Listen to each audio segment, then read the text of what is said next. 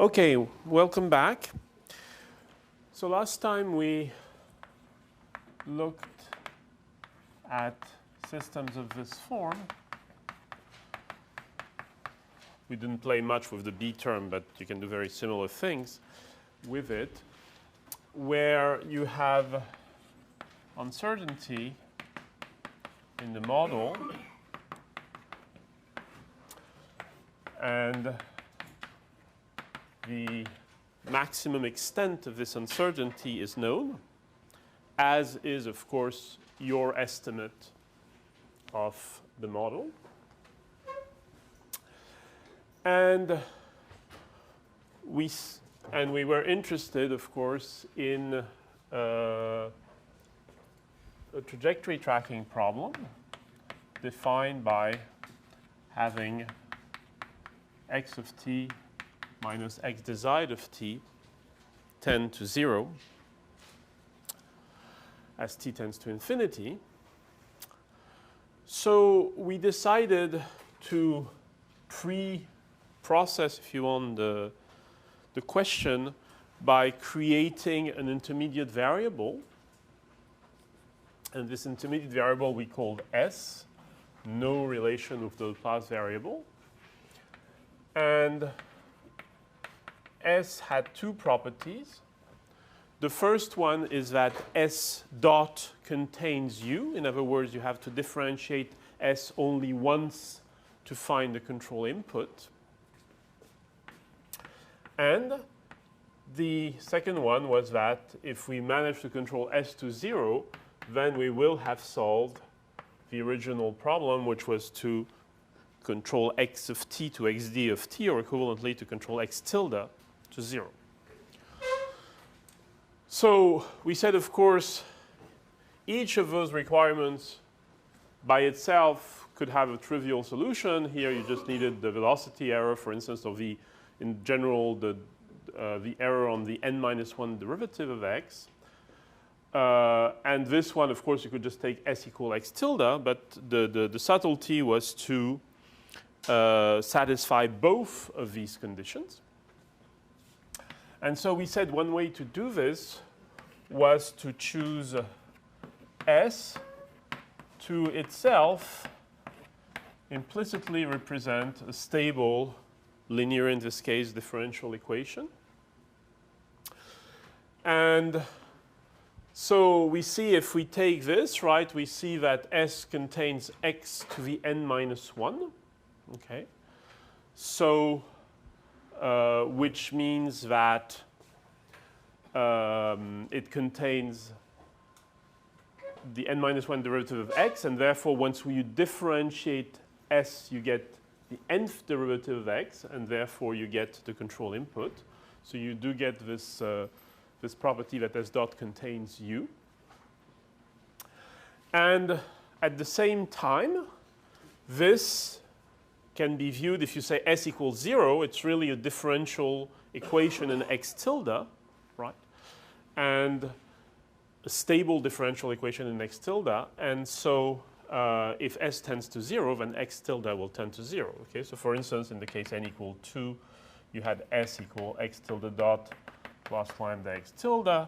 In the case n equal 3, you would have S equal x tilde double dot plus 2 lambda x tilde dot plus lambda square x tilde, and so on.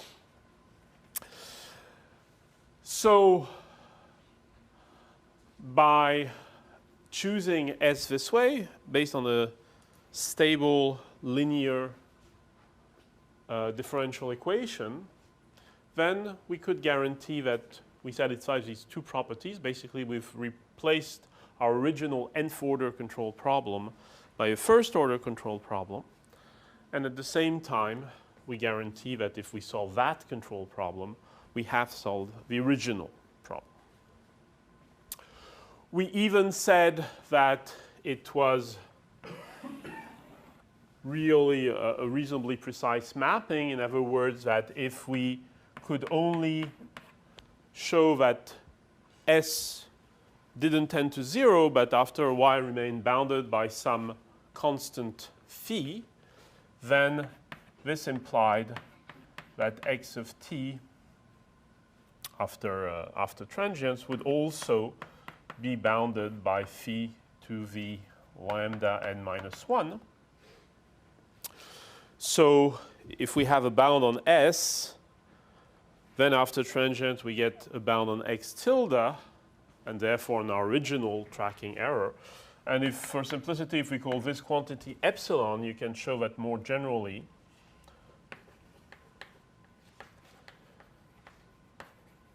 Not only x tilde, but all its derivatives up to order n minus 1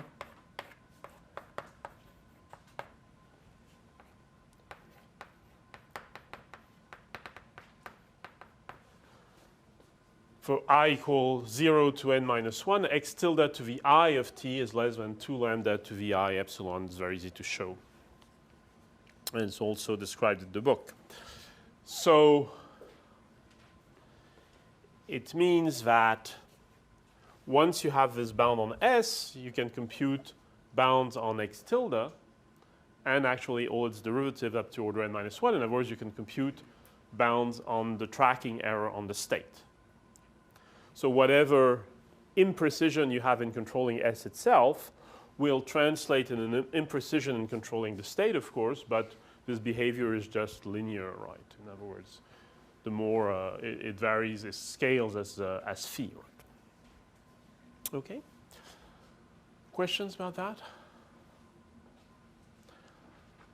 Okay, so in other words, this S is a true measure of performance error because we can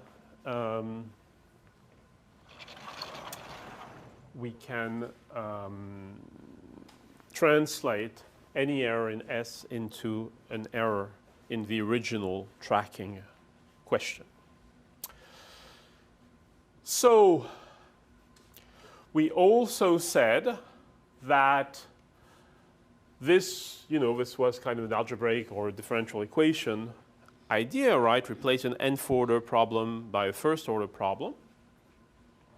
That this could also be seen geometrically by saying that if somehow we manage to get the system to tend to S equals 0 and stay there,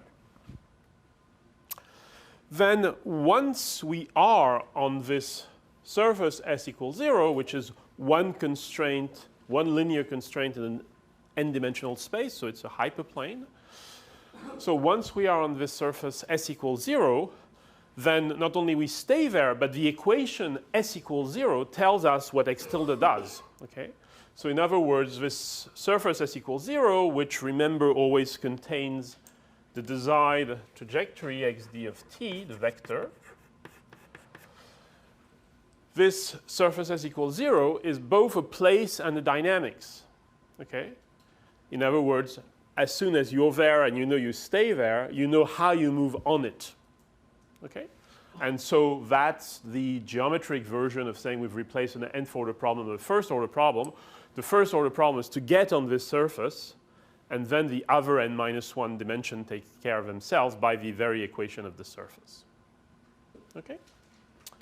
Any questions about that? All right. And then we said, well, we saw it for a second order case, but it would be exact because of this choice of variables.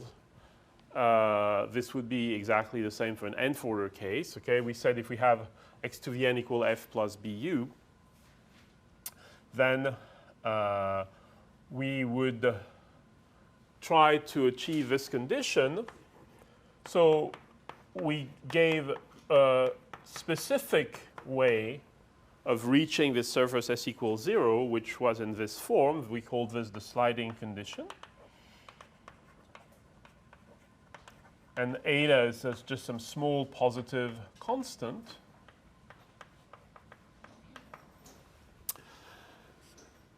So this was called a sliding condition because it meant that we reached the surface in finite time and after that stayed on it, so we slided on it. And we saw that to achieve this, we show this in the case b equal 1, but it would be the same in general. One could use a control law which was composed of two terms. One was a term which basically would make s dot equal 0 if we knew everything. Okay, would keep s constant if we knew everything. And then a term, k sine of s, which for the case b equal 1 was capital F plus eta. So this term k sine of s is basically pushing you back towards the surface. Okay? And because it verifies this property, it's always large enough to overpower any error due to the discrepancy between f hat and f. All right? So it was kind of always the same principle. You have one term which has the right sign, you know, and then it's also not only of the right sign, but in absolute value bigger than anything else. Okay? And so the overall result, therefore, also has the right sign. Okay. So by choosing this condition, we saw that we could indeed achieve this behavior. This, however, as we said, was achieved through this sine term, okay, which was therefore discontinuous across the surface. And we said that made sense because if we had the surface this way and we wanted to tend towards the surface in a robust way, so to allow some uncertainty, okay, it meant that basically the trajectories had to point towards each other to be able to leave that slack, okay. And so the amount of gain here we put was basically how much uncertainty we had plus eta. Okay? So eta, as we said, you know, has to do with how long it takes to reach the surface. But from a practical point of view, you can kind of almost view it as a small positive constant, the same kind of positive constant you would avoid to divide by 0. Okay? So you would use to avoid dividing by 0. In other words, what matters is this term. Okay? This term is what reflects what you know about the dynamics and about the uncertainty about the dynamics. Okay? And then you add this small term here. So that's pretty much where we were. Okay? So we said, well, two things may happen. We stop here and it's perfectly fine. We have this discontinuous term, which is whose size increases with the uncertainty. Okay? And it's fine. It's fine in the sense that the fact that it will create in practice controlled chattering, as we said, is okay because we happen to be driving, for instance, an electrical motor through pulse width modulation, and so anyway, the control signal is of a chattering nature, so we might as well have it chatter the right way. Okay, so if control chattering is not a problem, control chattering, remember, is due to the fact that we're implementing this term with small delays. Okay, so we basically, instead of going exactly along the surface, we're going to slightly overshoot back and forth. Okay, so if control chattering is okay, then indeed you have a really high performance controller, right? Because it gets you on the surface, and once on the surface, your motion is really insensitive to anything that's happening around. Okay, because your motion is entirely defined by the equation of the surface itself. And in the case where control chattering is not okay, which, you know, it depends on the technology, but it's most cases, right? Then what we'll have to do is say, well, you know, that was very nice. We have a very clean, simple solution, okay? But now we have to deal with this chattering control problem, okay? And so there's a variety of ways to deal with this, and we'll just talk about probably the simplest, the most obvious one, you know, and show what happens then. Questions about that? So that's where we are, okay? So we derived all of this, okay? We saw we had the rather systematic way of doing this, okay, both for U hat and for K. It gives us this control law. If the technology allows, you know, it's, for instance, an electrical motor with pulse width modulation, then we can just do this, okay? It will mean, by the way, that we need to we need to be able to do this computation also, you know, fast enough, okay, but today that wouldn't be a big deal. Okay. But otherwise we'll have to do something. And again, you know, we haven't played much with b. We assume b equal 1. As you'll see in the book, you have small variations which allow you to do exactly the same thing when you have a gain, okay, an unknown gain, as long as you know the sign of the gain. Okay? And there's various ways to do that. One is discussed in chapter 7, and another way is discussed as an exercise. Okay, so what's a very simple idea? Well, we could say we have a sine function here.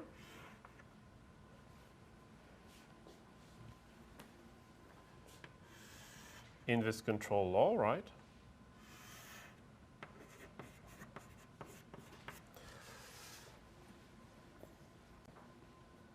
So instead of using this sine function in the control law, perhaps we can do something a little more gentle. Okay, so something which is kind of a sine function. Instead of jumping around at x equals 0 or at s equals 0, we have some smooth transition between +1 and -1.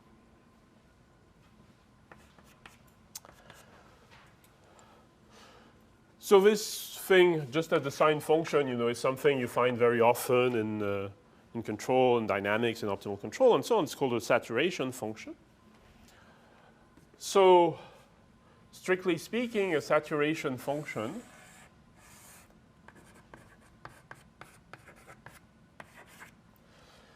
is something which goes from -1 to +1, just like the sine function, and that's this transition between -1 and +1. Okay. So that's a saturation function, denoted as sat.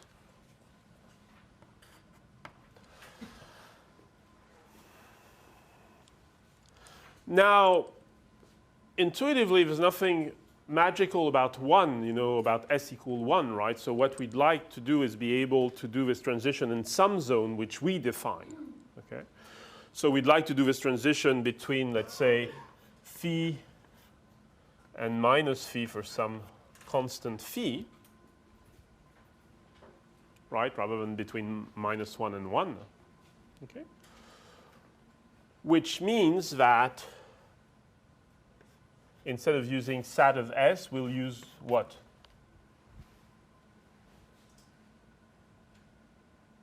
Sat of s would give us transition between -1 and 1. Okay, we want to transition between starting at minus phi and finishing at plus phi, right? So simply sat of s over phi. Okay. Yes. Sorry. So what was the motivation for making the transition happen at, or the saturation happen at plus and minus phi? Oh, okay. So what are we going to do? We're going to take this switching thing, okay, and try to make it more gentle, okay? Now, more gentle will depend on the system dynamics, the numbers, and so on, okay? So the more gentle has no particular reason to be between s equal -1 and 1. We should leave some freedom to pick some better number than 1, okay, to make it more gentle. You know, it's as if, you know, we were choosing a gain in the controller and so you know, we'll pick 17. Whatever happens, we haven't even looked at the model, it will be 17, okay? So here we're saying it has no reason to be 1, okay? So we just make it more general by letting this number phi, which we'll define. So it's not the same as the bounds for... It will be, but not now. For the moment, we've used the same notation, not to use 15 notation. It will turn out to be very closely related to that for reasons we'll explain shortly. But for the moment, it's just a number. So you can, if you want to introduce an extra notation, feel free to. You know, it's just a number. Okay. Well, so actually related to that question, okay. So maybe I'll do a better a bigger drawing. Okay, so here we are. And so originally we have u equal u hat minus k sine of phi, right? So we have all these trajectories which tend toward s equals 0, for instance, this way.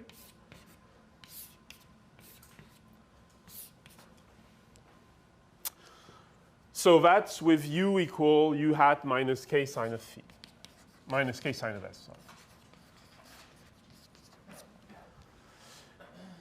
Now, suppose now I do not u equal u hat minus k sine of s, but indeed I replace k sine of s by k sat of s over phi. Okay, so instead,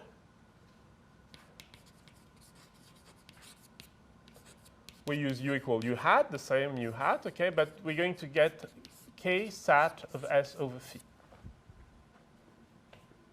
So in the control law, we're replacing this switching by something more gentle.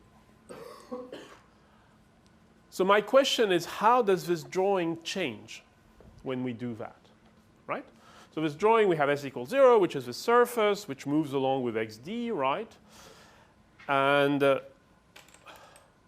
we have these arrows, which, by the way, strictly speaking, are arrows as seen from the moving frame, right? As seen from the surface. They come towards you, right?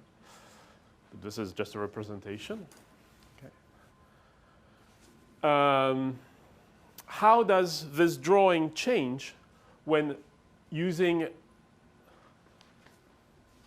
instead of using minus k sine of phi, we use minus k sat of s over phi?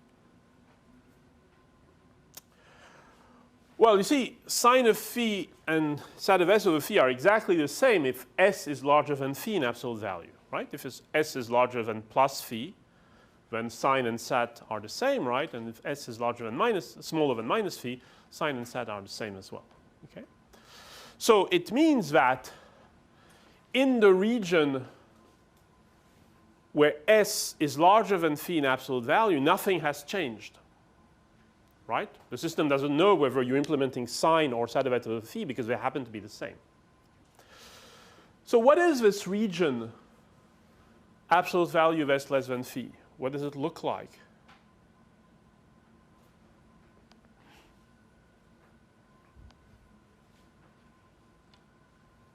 Well, this is s equals 0, right? It separates the space into, s positive, s negative, right? What's s equal phi? Well, it's somewhere here probably, right? If this is the positive space, right?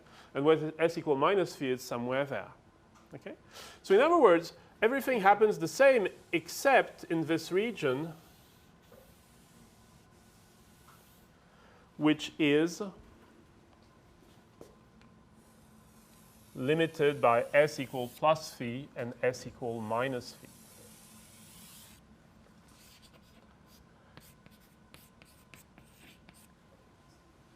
Right? Outside of this region, anyway, sine of s is the same as sat of s over phi, so nothing changes.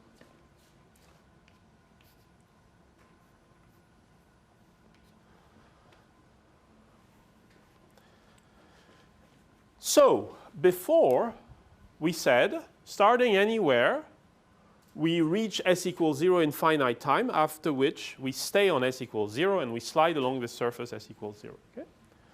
What's the narrative now? Well, we were supposed to reach s in finite time, but actually the control is not the same in this region. So we reach this region in finite time. After which, well, there's still no arrows pointing outwards, right?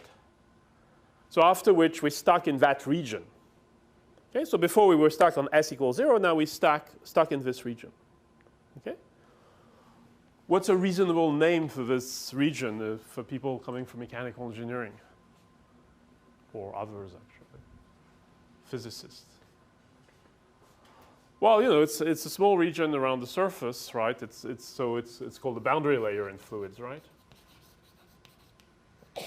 Doesn't have to be small, by the way, but okay.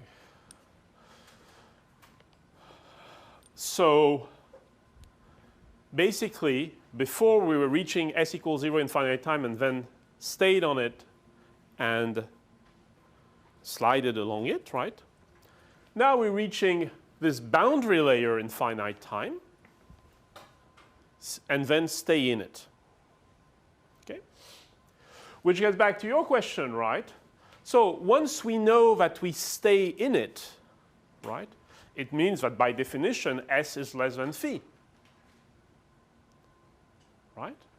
So it means that after transients we'll have these bounds with, you know, obtained here with the same notation phi. Okay?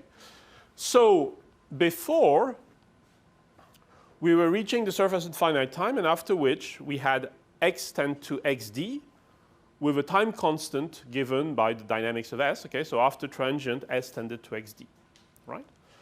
Now we reach the boundary layer in finite time, a little less time actually. And then after transient, we can guarantee that S is less than phi, which in turn will imply, after transient, that we have these bounds on the tracking error. All right, so if we wanted, not sure if it helps, but if we had xd here, right, it means that after transient will be in some kind of box around xd contained in the boundary layer. Okay.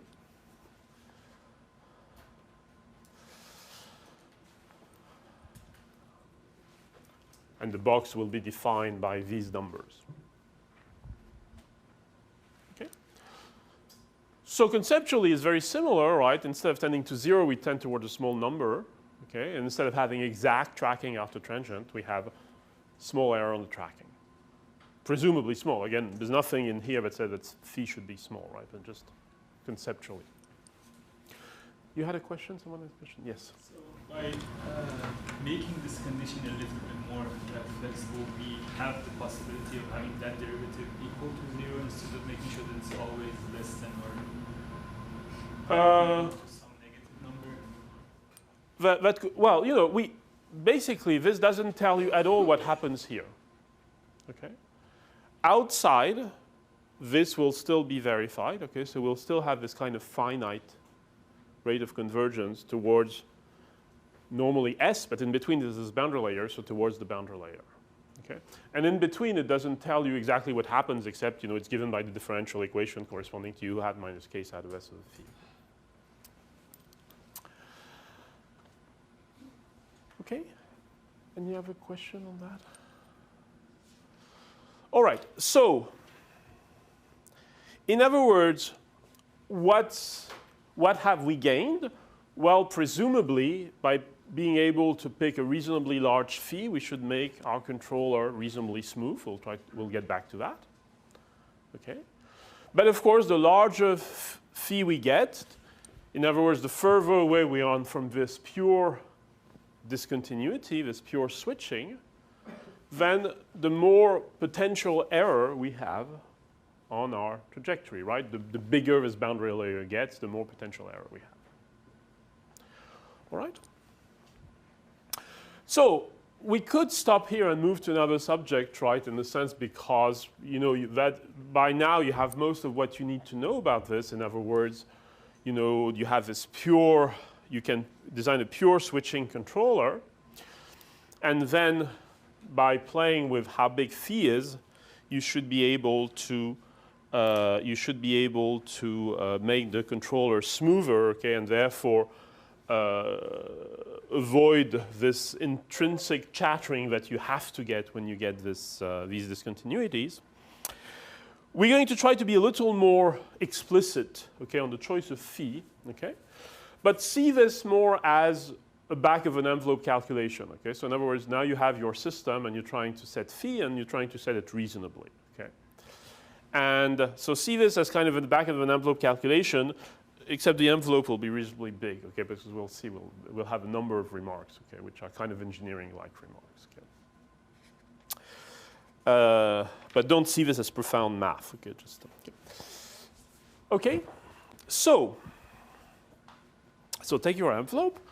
So let's try to see a little what's happening, okay? So the question is, you know, can we say something about how well to choose phi? Okay. And the first remark, in a sense, is, this k here is f plus eta. F is a function of the state and time. So k is really state dependent and time varying.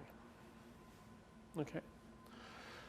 So if you want kind of the slope of this thing times k to be constant or to be interesting, you see that it's not necessarily this slope, it's really the slope again times k, right?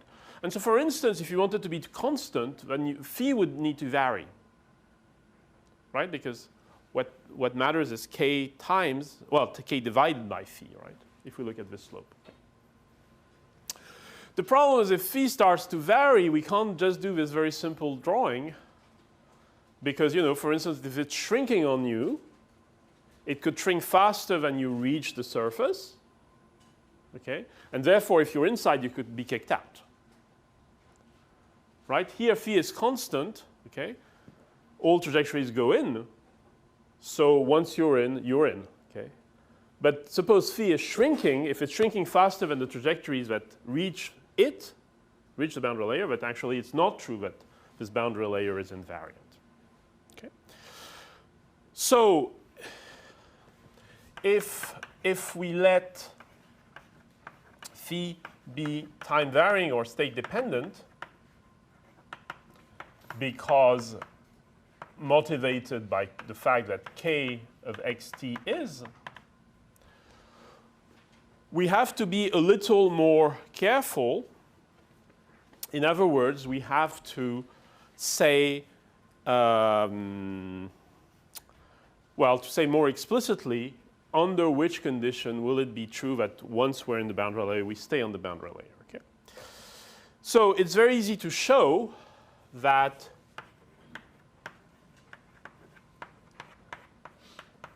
before we just use this condition outside of the boundary layer, okay? It's very easy to show. Now we need a slightly more specific condition which involves how phi varies. And that condition will be that 1/2 of d over dt of s squared is less than phi dot minus eta times s.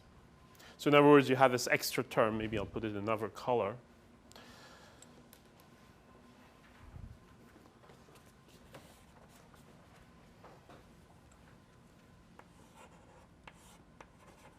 The time derivative of phi. Okay.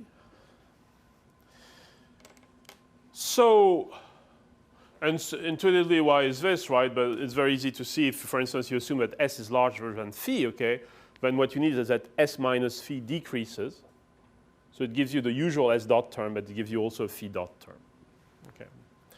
So that's very easy to show. So in other words, the condition you need outside of the boundary layer is this, okay? And intuitively, it makes sense too, not just from the algebra, because what does it say? It says that if phi dot is negative, in other words, if phi is shrinking, you need to be faster, okay? Outside of the boundary layer. On the other hand, if the boundary layer is coming towards you, you could just wait, actually, right? So that's why you get this phi dot term. Okay. But again, it comes from the algebra, just looking at, instead of the distance to s, which is s, right, looking at s minus phi or s plus phi, depending on the sign of s. Okay. So, still on the back of the envelope, right, let's try to see where does this lead to. Okay. So, with u equal u hat minus k sine of s, we had s dot equal f hat minus f minus k sine of s, right? Assuming the control chattering and so on doesn't start interacting with all these presumably fast but unmodeled dynamics such as measurement delays, computation delays, actuator dynamics, and so on. So we had this. So now we're going to use, and k, remember, was capital F plus eta. Now what we're going to use now is what? Is u equal u hat.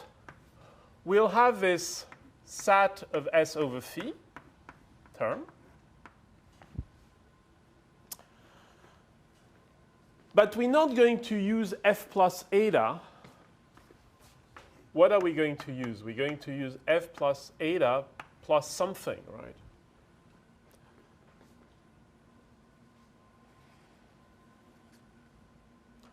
What's the something? Well, you see, from an algebra point of view, everything happens as if eta had been replaced by eta minus phi dot. Right? If you redo the algebra to try to satisfy this condition, whenever you had eta, you would have eta minus phi dot. Okay. So we can do that in k as well. And so maybe I'll keep the same color, right? We have eta minus phi dot. Okay, sat of S over phi. Okay, so that's the equation we're looking at for u, right? And so it will give us S dot equal F hat minus F minus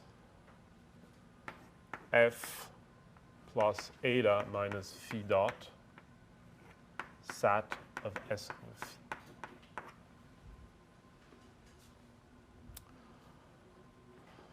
And this, again, is what we used to call k. Okay? So this is the equation we have. This gives us this, and this would give us this. Okay. So let's now, we start somewhere outside the boundary layer. We reach this boundary layer, okay, in finite time because we made sure we included this phi dot term in the gain. And after that, once we're in the boundary layer, although now it might be pulsating, okay, now we've guaranteed because of this phi dot term, but once we're in the boundary layer, we stay in the boundary layer, okay? So once in the boundary layer, we stay in it, okay? And therefore, we have what's sat of S over phi in the boundary layer? Just S over phi. Okay?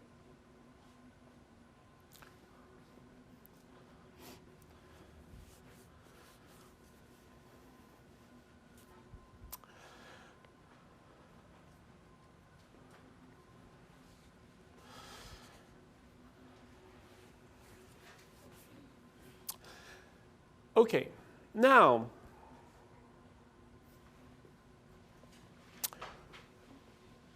so we have to now assume that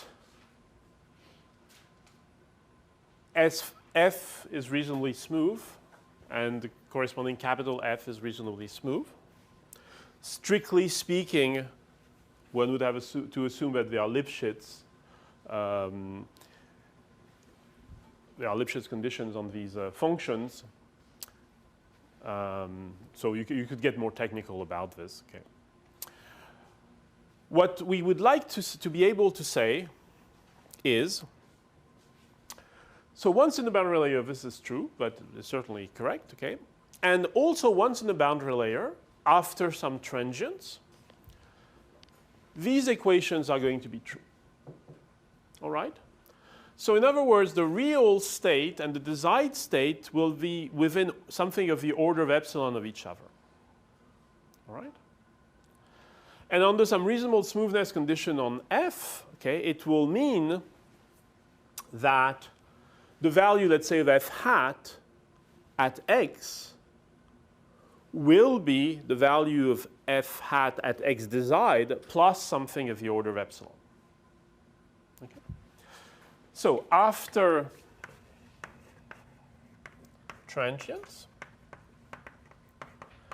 X tilde is something which is of the order of epsilon. And so all of these quantities are what they would be along the desired trajectory, plus something of the order of epsilon, okay, strictly speaking, a Lipschitz constant times something of the order of epsilon. So what does it mean? It means that you can write S dot is equal to f hat d, meaning the value of f hat, which is a function of x and t, computed for x equal xd, minus fd. Okay, so in other words, these are all values computed along the desired state. There's going to be this k sub d, similarly, minus phi dot. S over phi is less than 1. Okay, so that if we multiply it by something of the order of epsilon, we get something of the order of epsilon. And so we just leave that term at the end. Okay, so this is an approximation, right? It's just saying all of these terms, because once we're in the boundary layer, we stay in the boundary layer, and therefore, after transients of time constants of the order n minus 1 over lambda, we have these bounds, then we can write this. And remember, I've used the fact that S over phi is less than 1. So we can reorganize this a little.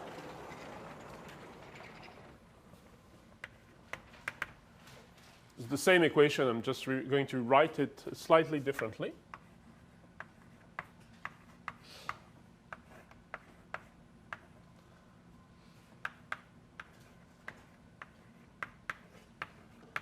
It's exactly the same equation, right? I've just reordered the terms.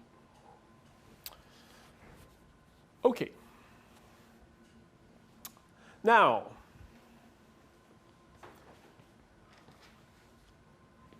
what does this equation say?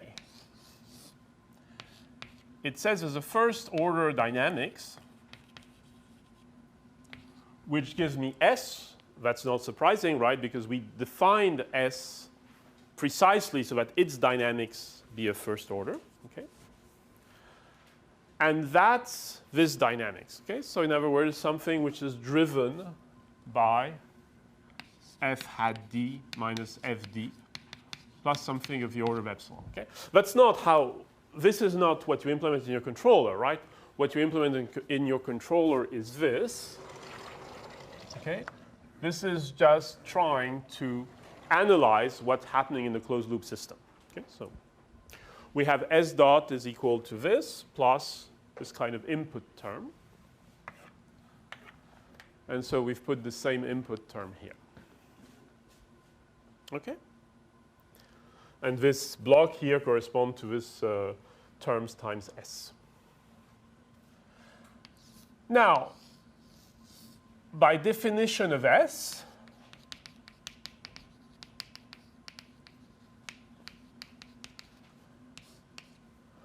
the relation between S and the tracking error is simply an n minus 1th order filter, linear filter,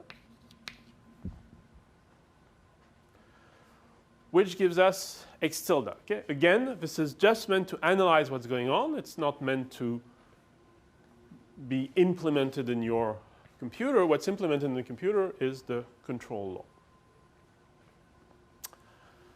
Okay, so here we have this n minus 1th order filter.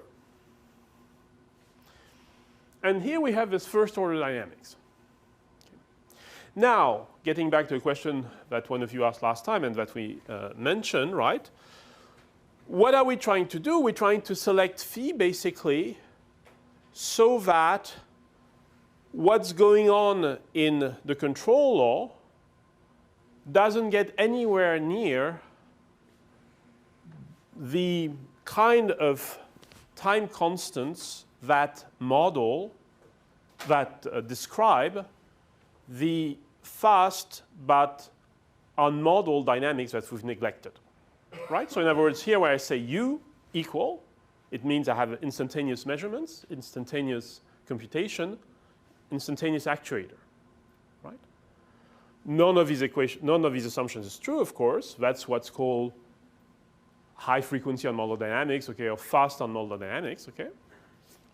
And so what we're trying to do is that basically be consistent, that nothing here gets any faster or gets near, within a factor of 3 or so, of these fast on model dynamics, okay? Because then we don't really know what's going on, okay? So it's just the idea. That's why I'm saying it's on the back of the envelope, right? It's just, okay? Now, what can we say about this first order term? Okay, so first of all, of course, it's easy to choose lambda. We still haven't said how to choose lambda, right? But it's easy to choose lambda to be a few factor 3 or factor 5 of these unmodeled fast dynamics, okay? So that's easy.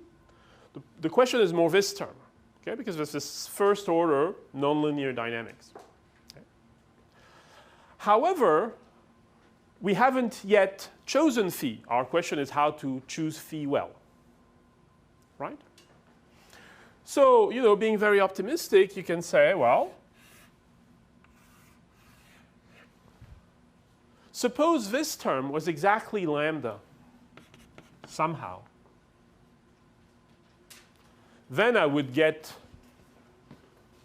1 over d over dt plus lambda here. And, you know, that would be quite simple, right? I would have all these time constants of order 1 over lambda here, and an extra one of order also 1 over lambda here. Okay? Now, is that possible? Yes, it's called algebra, right? How do we do this? Well, we just let phi dot plus lambda phi equal kd. That will give you exactly this. We just solve this block equal lambda. Okay? Initialize phi any way you want, non-zero, okay? For instance, such that the original phi dot is 0, for instance, if you want.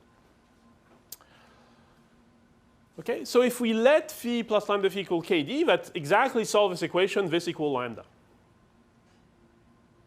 Okay? And therefore, it gives us exactly this block here. Okay? Now, can we do that? Yes, because we haven't selected phi yet, right? So this is how we'll select phi. And we'll see, of course, it will be time varying as we gave it the freedom to be. So in other words, we can get this block here to be simply this first order dynamics by definition of phi.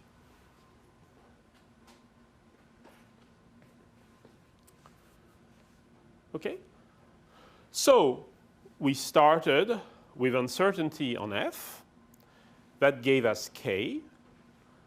This term k in terms gave us u equal u hat minus k minus phi dot set of s over phi.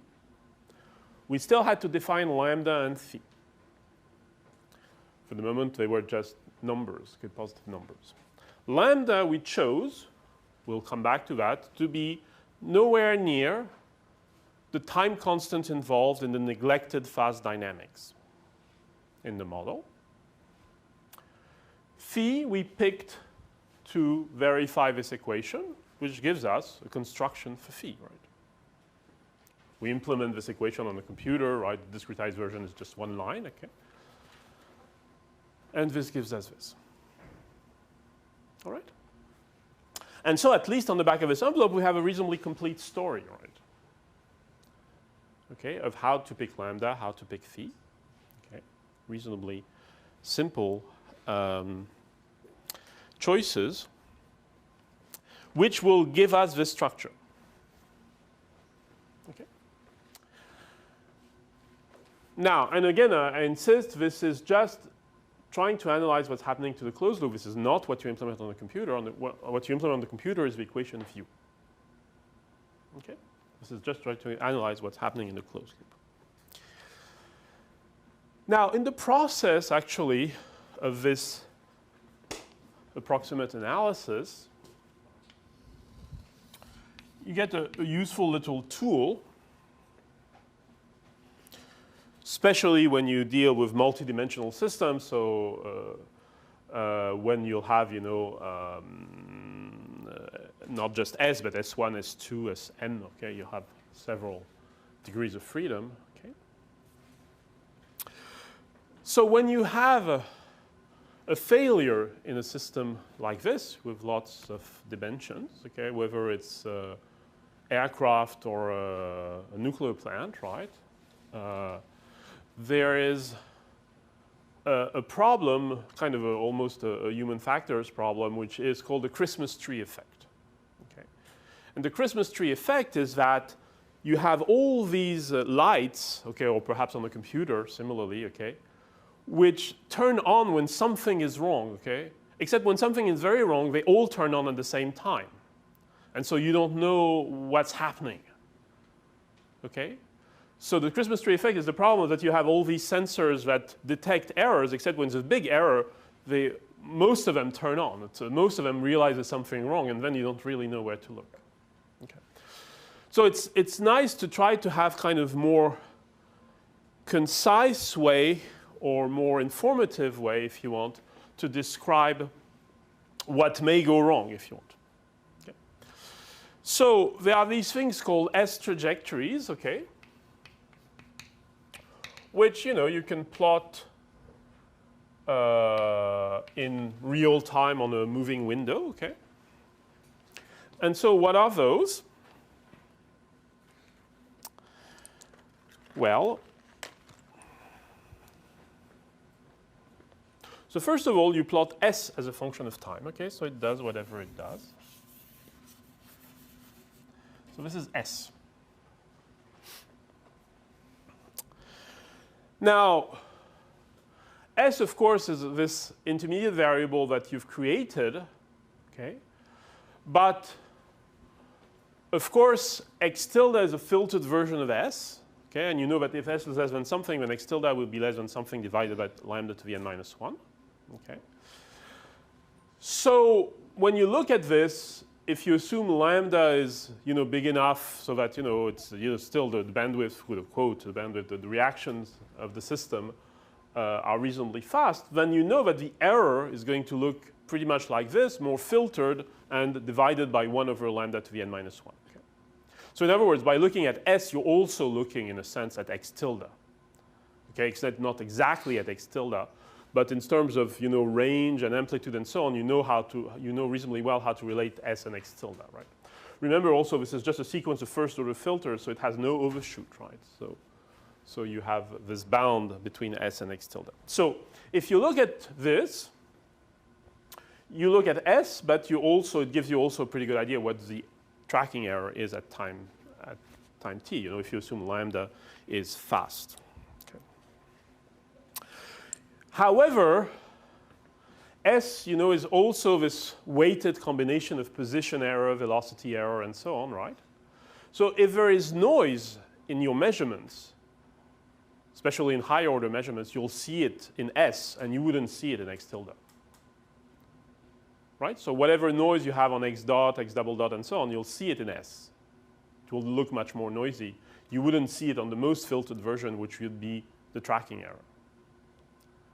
Okay, so if this gets really noisy, you figure out, you know, there's something wrong, or at least not done well enough with your sensors or with your observers or something like that. If this plot gets really noisy, okay, which you wouldn't see in x tilde. Okay, so that's the first remark, if you want. Now the second remark is that you have this phi, right? So this phi you could plot as a function of time. And it looks like this. And let me plot the other one. It's supposed to be minus phi. Except, of course, maybe I shouldn't have picked such a complicated one, but anyway. So this is phi and minus phi. Okay, and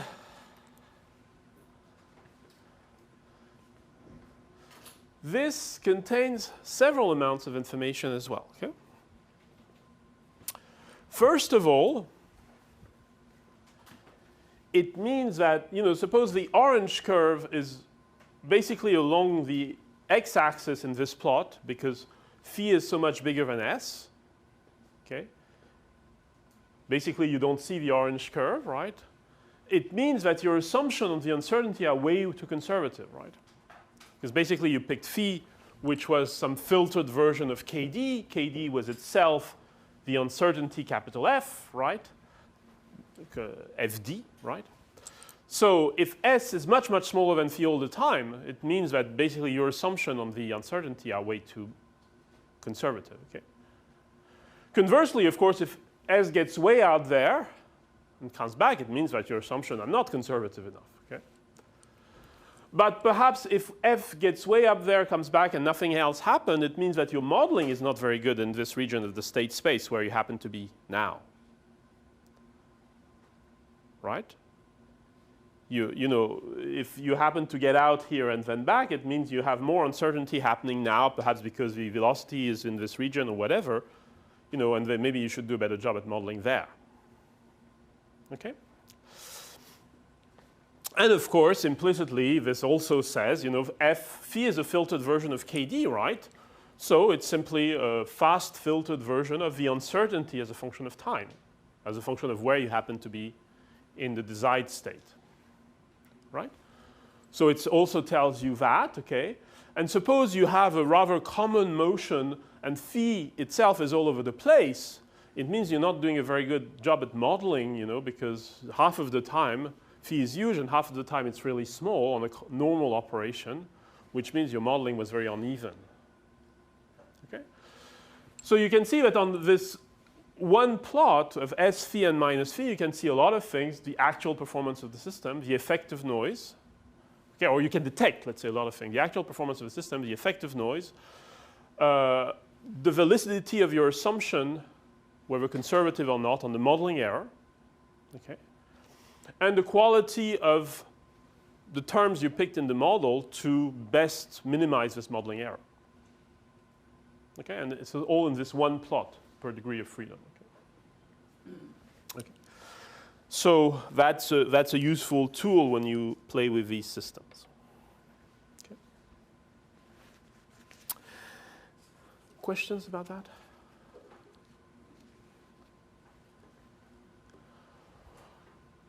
Okay, so still with the same flavor of, you know, approximate calculation to see what's going on, right? So we know that we have these after transients, these bounds after transients. We also know that phi changes, okay? So suppose we, just to understand roughly what's happening, we decide to neglect all time constants of the order of 1 over lambda. In other words, we assume that these are reasonably fast dynamics. Of course, nowhere near as fast as the unmodeled dynamics, but still, you know, system is reacting well. So if we neglect time constants of the order of 1 over lambda, okay, then very, very roughly speaking, it means that phi is like KD over lambda, right? There's not much of a filtering and you just get the DC term. And we also know that we have this bound, okay? Lambda to the n minus 1 times the maximum value of x tilde is roughly equal to phi. Again, you know, there are dynamics floating around, but we assume they're fast. So you have phi, which is of the order of KD over lambda, and lambda to the n minus 1 times this, which is the order of phi. So if we pick the two together, it says that lambda to the n times the maximum value of the error is of the order of KD, which is itself FD, remember, because we said eta was a small term.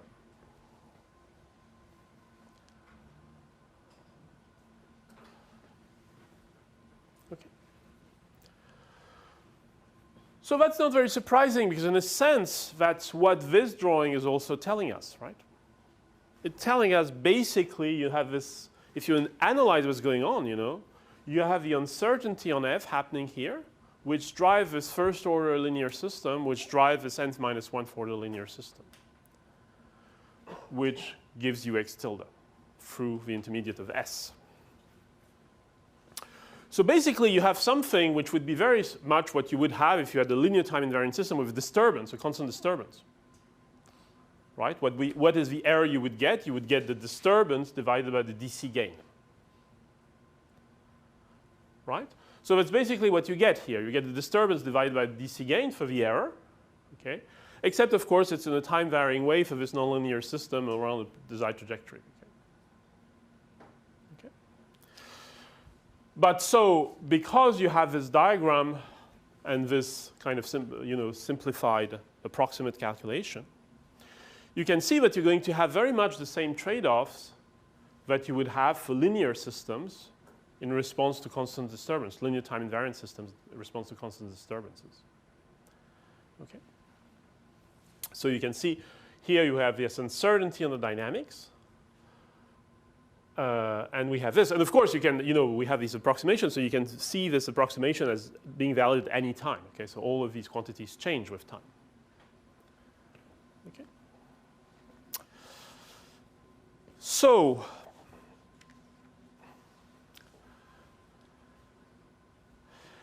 now, of course, the same equation can be written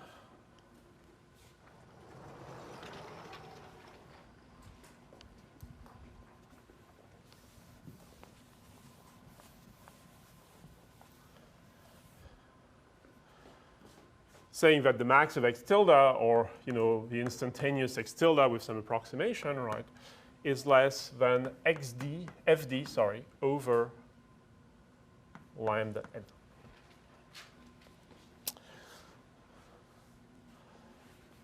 Okay. Now, if you see this, that's again something you would have in linear time invariant systems, except here you have it approximately at any instant along this trajectory for this nonlinear system. You see that you have if you want to make x tilde small, right, you see you have two terms happening. Okay? If you want to make x tilde small, one way is to make fd smaller, right? And to make fd smaller means you have less errors on the parameters. So the little toy example where we had a of t between 1 and 2, if you could tell me it's really between 1.4 and 1.6, I would have a better capital FD. Right? So one way to reduce this is to have less error on the parameters. Okay? What is the way to reduce lambda, to increase lambda? Well, is to be able to have faster on model dynamics so that we can have a bigger lambda without interacting with them. All right?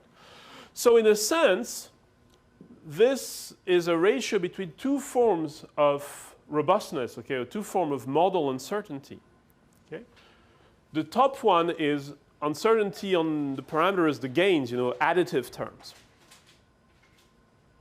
And this, the bottom one, is uncertainty on model dynamics, okay, which means in a sense uncertainty on the order of the system. Should we have included this extra vibration term? Okay, which would change both lambda and n. Okay, so you have a ratio of uncertainty on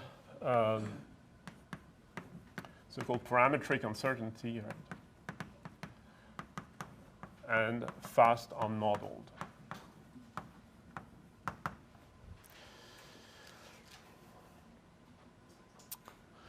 Now, based on this remark, you can play games which would be exactly the same if you play in the linear case, but again, here you're applying a longer trajectory approximately in this nonlinear context.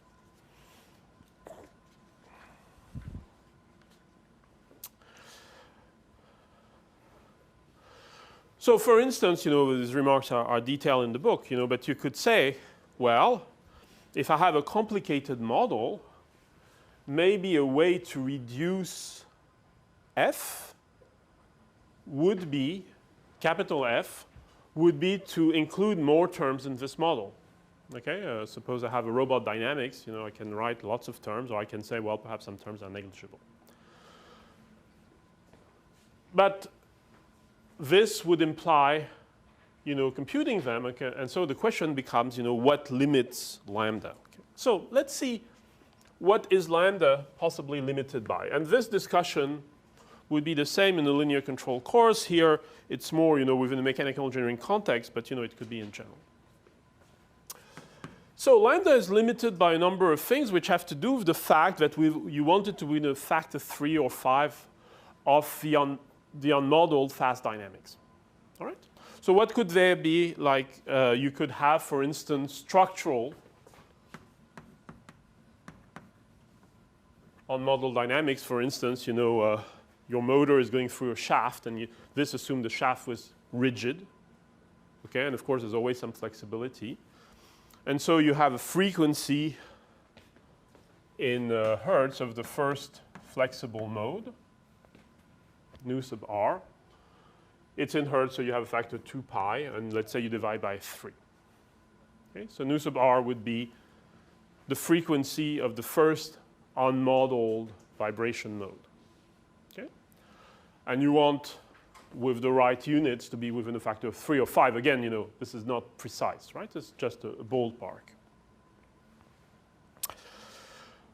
Similarly, you may have a motor time constant, which means that lambda should be less than, again, that time constant of the actuator, and again, perhaps within a factor of 3.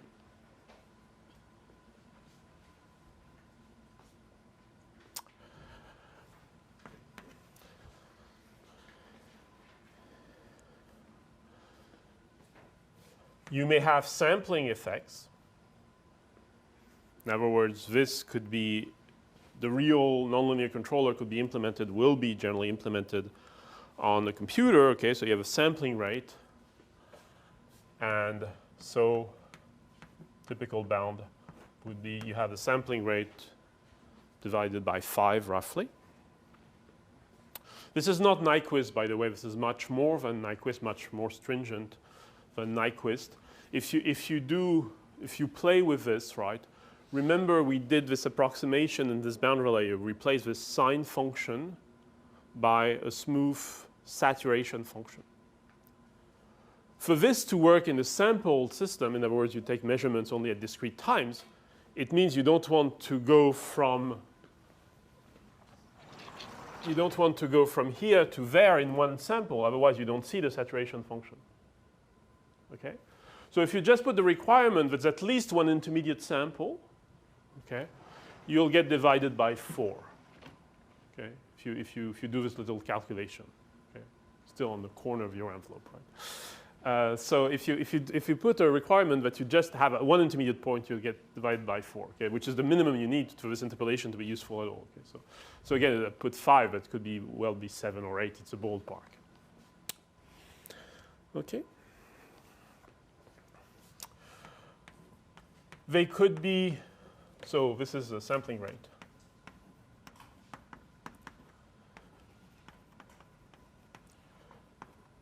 Similarly, you could have measurement dynamics or an observer dynamics, okay?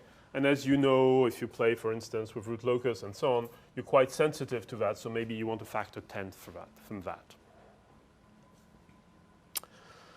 So lambda m would be the sensor dynamics, or equivalently or similarly an observer dynamics, state observer dynamics. All right? So you have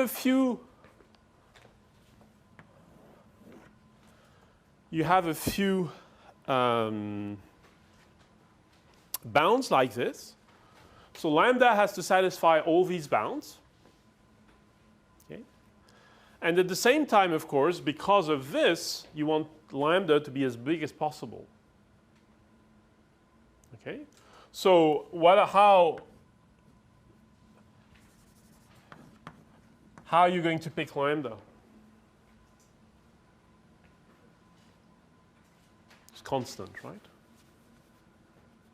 You want it to be as big as possible and smaller than all of these things. Well, just take the minimum, right? So it just says you want lambda to be the minimum of all these bounds. So let's give them a name. Okay, lambda S, lambda A, lambda not S. Let's say sample, and lambda measurement. So you want lambda S, lambda A, lambda sampling, and lambda M. And any other you may have. Okay. Right? Because this has to be as large as possible and still smaller than all. Right?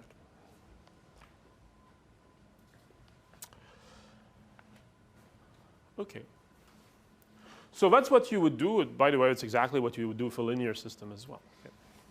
Except for a linear system, you could be a little more precise about all these bounds because you can play with root locus and stuff like this, or just explicit eigenvalues. So lambda is equal to this because we want the denominator to be as big as possible, right? So you can still play a little more, but still a little space left on your envelope to give intuitive calculations about this, okay? What does this imply? That is the minimum of these few numbers. It means that for the system to make sense overall as an engineered design system, these numbers should be pretty close, right? If you have 1, 2, 3, and 10, something really wrong with this 10, not because it's too big, it's unnecessarily big, right? Right? So in other words, for a good overall design of the system, right, these should be roughly, and here it's really roughly, I mean, it could be within a factor 2, right? But the order of magnitude of all these things should be roughly the same. Because otherwise, it means one is really dominating the others. If, you know, all of these, let's say, are 10 and this one is 1. Okay? Or on the contrary, if one is really big and the other is more or less at the same order of magnitude, it means that you're wasting that one, right? So in other words, you know, if you are on the space shuttle or whatever, you don't expect the astronaut to compute, you know, in real time what should the rocket do, right? You know, because then he or she is really going to be the slowest thing going on in all there, right? Or similarly, if you have, you know, an inverted pendulum in an undergraduate control course, you know, you don't want to have extremely expensive materials, you know, with very, very high frequency of resonance, right? Because anyway, the motor is going to be cheap and the computer is going to be cheap and so on, right? So to have a good overall design, these numbers need to be more or less the same, which implies things about materials. It implies things about choice of motors. It implies things about choice of computers. It implies things about sensors, right? And you can even play a little more with it, as I alluded to earlier. Okay, suppose you have a model, and there's lots of terms in the model, and you say, well, I'm going to simplify my model because the dominant term here, the smallest one, is the sampling rate. Okay, maybe I have 3, 3, 1, 3. Okay, so the dominant one is the sampling rate. So I'm going to simplify my model to make the sampling rate faster. Okay, so you could say, well, perhaps you can buy a bigger computer, right? But suppose you say, well, you know, I'm stuck with that hardware, right? Is that a good thing to do? Well, think of it, right? So suppose like the sampling rate is the active limit. Let's make it, you know, 7717. Okay, so it's the active limit. And it's really staring at you. Okay. Suppose you throw away terms in your model. If you have any reasonable model, the value of the term will vary at best with the time it takes to compute them. Okay, in other words, you'll have started with the important terms and then you'll have added refinements. Okay? So in other words, if sampling is your real limit and and you can't change the computer, by all means simplify the model. Because here this is varying linearly with errors in the model, and this is varying to the power n. Right? So basically sampling should never be your active limit. Right? Because you can always simplify the model so that it goes to the next one. Okay? So you see, out of these very, very simple calculations, you can make all sorts of basic engineering predictions. Right? And then, of course, you can refine them, and you can take teams to refine them and so on. But you can already, like in half an hour, have a pretty good idea of what's going on. Okay, and what are the trade-offs between materials, actuators, sensors, and so on, computation, algorithms. Okay, just based on these very simple ideas. Yes? Oh, similarly, yeah, you're absolutely right. So delay would appear very similarly to this. Okay, so like an extra constant. And again, it may not be a factor of 3, it may be a factor of 5. All these are ballparks, right? But that's pretty much how it would appear. The delay for different parts would add up. Yes, of course. If you see this as pure delays, yeah. If you have delays in several things, then you have a total delay, then those would add up, yeah. The reasoning is always the same, right? You place yourself through all of this in a certain time constant range. You assume that things move this fast, and you want to make sure this is a consistency argument. You just want to make sure that this fast is nowhere near things that you've neglected. Okay, that's all. It's just a consistency argument. Okay. Questions about that? So next time we'll go one more step. We'll say, suppose that in all this uncertainty we have between f hat and f, we have a little more structure. Namely, we know that some of the terms of these uncertainties, the a's and b's or whatever, the a's and d's and whatever happen in this uncertainty, some of these terms happen to be constants. For instance, if you have a robot and it's handling a load, right? It's handling the load well. The parameters of the loads, we'll come back to those, are constants, right? Things like mass and so on. So we will see that in that case, when part of the uncertainty is due to constant, you can go further than just this robust control. You can add what's called adaptation. And adaptation basically will make the system work as if in the system model, in the F, as if the unknown constants were known. So basically, in terms of uncertainty, you'll only have to deal with the time-varying things. Okay? So that will be the next step. Take this and say, well, by the way, I know a little more about my model. Namely, some of this source of uncertainty is due to constants. And we'll show then how to design these adaptive controllers to get rid of the effects of these constants. So that's what we'll do next time.